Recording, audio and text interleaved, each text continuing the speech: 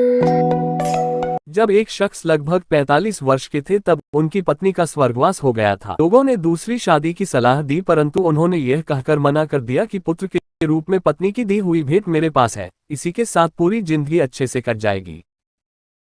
पुत्र जब वयस्क हुआ तो पूरा कारोबार पुत्र के हवाले कर दिया। स्वयं कभी अपने तो कभी दोस्तों के ऑफिस में बैठकर समय व्यतीत करने लगे। पुत्र की शादी के बाद वह और अधिक निश्चित हो गए। पूरा घर बहू को सुपुर्द कर दिया। पुत्र की शादी के लगभग 1 वर्ष बाद दोपहर में खाना खा रहे पुत्र भी लंच करने ऑफिस से आ गया था और हाथ मुंह धोकर खाना खाने की तैयारी कर रहा था।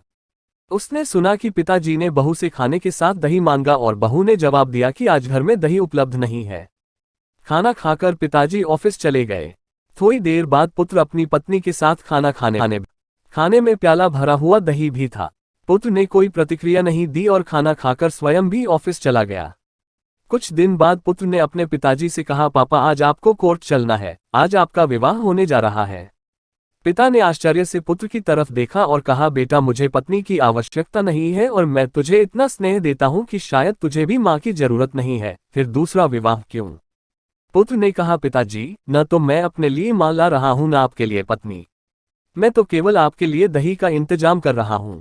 कल से मैं किराए के मकान में आपकी बहू के साथ तथा आपके ऑफिस में एक कर्मचारी की तरह वेतन लूंगा ताकि आपकी बहू को दही की कीमत का पता चले।